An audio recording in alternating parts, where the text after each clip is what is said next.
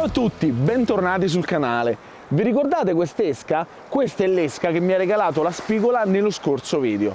Oggi però voglio farvi vedere come con 2 euro o anche meno possiamo costruire un'esca davvero efficace, ma soprattutto andremo insieme a vedere come recuperarla e come si muove sott'acqua. Di raglù ce ne sono di tutte le dimensioni e tutti i colori, ma non tutti vanno bene. Per quale motivo? Beh, innanzitutto le dimensioni più grandi o più piccoline non sono tonde, ma sono leggermente rettangolari e questa cosa non ci consente di fare le montature che servono a noi, ma soprattutto non hanno quella dimensione giusta e sinuosa che è micidiale per la spigola. La misura che dobbiamo scegliere è la misura 10,5. Guardate, è proprio un pesciolino molto sottile e sinuoso e le spigole lo amano. Però non possiamo scegliere tutti i colori. Purtroppo le mescole delle gomme cambiano a seconda del tipo di colore, quindi alcuni colori molto naturali come questo sono estremamente rigidi e quando andiamo a afferrare i nostri pesci, utilizzando soprattutto un amo offset, vedete l'amo non riesce a sbucare e perderemo un sacco di pesci, ed è quello che è successo a me nello scorso video. Quindi i colori migliori per poter fare la nostra modifica sono il trasparente glitterato. Questa è una gomma estremamente morbida, guardate come si piega bene ed è anche molto naturale quando lo andiamo a recuperare, e poi questo chartreuse, questo verde fluorescente, che anche questo è estremamente morbido. Gli altri colori purtroppo non sono così morbidi, ma dipende anche dal lotto di produzione, quindi se andate dal negoziante scegliete quel colore particolare. La montatura più semplice da poter realizzare è quella con la testina piombata. Qui non dobbiamo fare un particolare lavoro, l'importante è tagliare parte della punta del raglù e andarlo a innescare normalmente. In questo caso quindi avremo un'esca semplicissima da utilizzare che andiamo soltanto a lanciare e recuperare. In questo caso possiamo utilizzare un po' tutti i colori, anche perché la morbidezza del corpo non inciderà troppo sulla lamata proprio perché l'amo è fuori.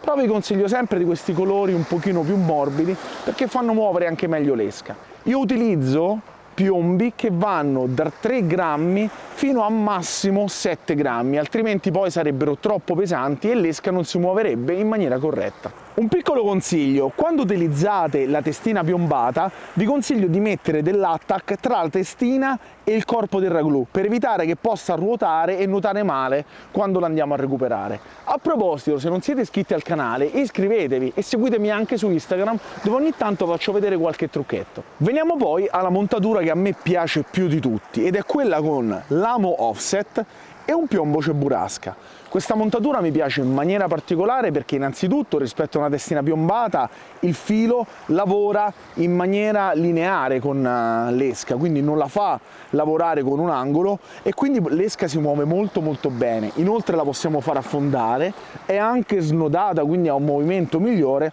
ma soprattutto l'amo è nascosto all'interno della gomma e questo ci consente di pescare in mezzo agli scogli, in mezzo alle alghe, senza troppe preoccupazioni, dove però i pesci stanno cacciando e dove non possiamo pescare con una testina piombata che sennò si incaglierebbe da tutte le parti. Infine, la montatura che a me piace più di tutti ma che possiamo utilizzare solo in alcune condizioni.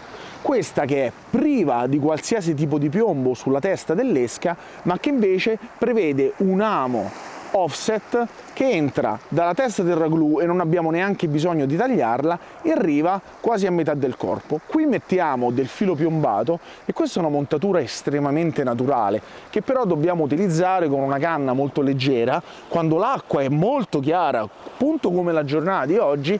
Questa funziona molto bene perché è estremamente naturale e affonda in maniera molto lenta. Per fare questa montatura di cosa abbiamo bisogno? Di un amo offset, la misura va dalla 1 alla 1,0, non prendete misure più piccole, non prendete misure troppo grandi, altrimenti arrivano nella parte mobile del raglù e ne impediscono il corretto movimento.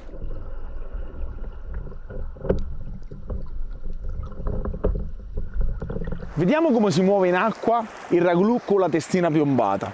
Beh, innanzitutto il lancio è il lancio migliore tra tutte le combo ed è quello che ci permetterà di andare un pochino più lontano. Tuttavia, su questo tipo di scogliere non è ottimale andarlo a recuperare perché il rischio di incaglio è elevato. Recupero abbastanza lineare, a canna alta, soprattutto se ci sono gli scogli, e posso modulare la velocità, quindi se si abbassa la scogliera lo faccio andare un pochino più veloce, altrimenti rallento. Se ci sono delle buche invece posso anche fargli fare dei saltelli, vedete come sto facendo con la canna?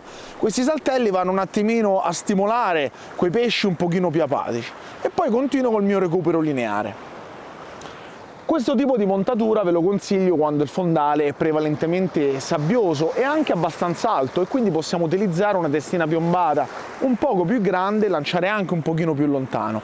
Funziona bene anche perché smuove la sabbia la testina piombata e attira sostanzialmente le spigole. Lo possiamo utilizzare anche se vogliamo fare un recupero abbastanza veloce tra le rocce, tra la schiuma, tuttavia occhio perché con l'amo fuori il rischio di incaglio è abbastanza elevato. Vediamo ora come si muove la mia montatura preferita. Sto utilizzando il bianco perché è quello che si vede un pochino meglio durante le riprese.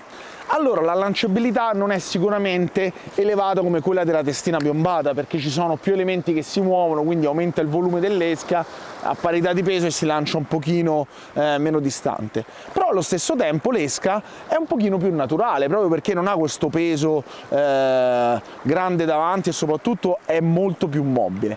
Qui possiamo fare due tipi di recupero. Il primo tipo di recupero è un recupero praticamente lineare, quindi vedete canna abbastanza ferma, ogni tanto magari posso accelerare il recupero in modo tale che lui cammini normalmente come un pesciolino tra gli scogli.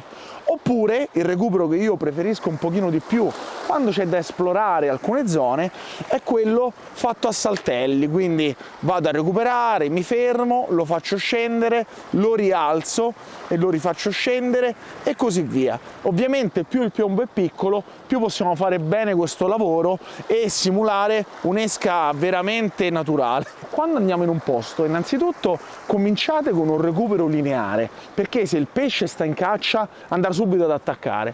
Quando invece poi capite che la situazione può essere buona, allora magari lo manovrate un pochino di più. Però se state esplorando una zona il recupero lineare va abbastanza bene, fermandovi solo magari con un altro tipo di recupero dove c'è una buca, dove avete visto dell'attività ma il pesce non ha mangiato.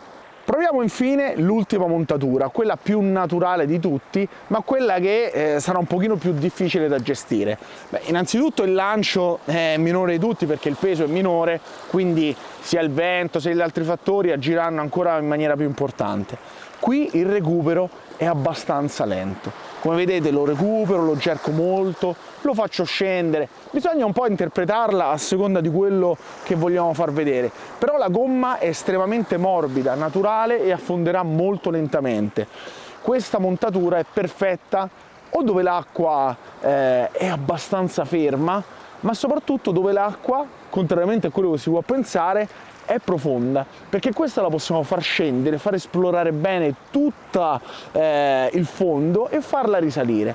Come vedete la lancio, aspetto un pochino, tanto ce ne metto un po' ad affondare, la recupero, la faccio risalire, riscendere e quando scende la codina si muoverà. Questo è l'elemento secondo me vincente del ragù. Posso anche recuperarlo a canna abbastanza dritta tra gli scogli, però quando le condizioni sono giuste e magari c'è un po' di vento siamo molto limitati nel lancio con questo tipo di montatura. Quindi ragazzi, oggi abbiamo visto come con 2 euro o anche meno si può creare un'esca davvero efficace per pescare le spigole o anche altri predatori. E come avete visto non c'è mai limite alla fantasia, possiamo veramente costruire di tutto. A proposito, devo trovare il modo o di decolorare l'amo o di trovare degli ami che siano di un colore naturale per rendere quest'esca trasparente ancora più efficace. Se avete qualche consiglio scrivetelo nei commenti. Alla prossima, ciao!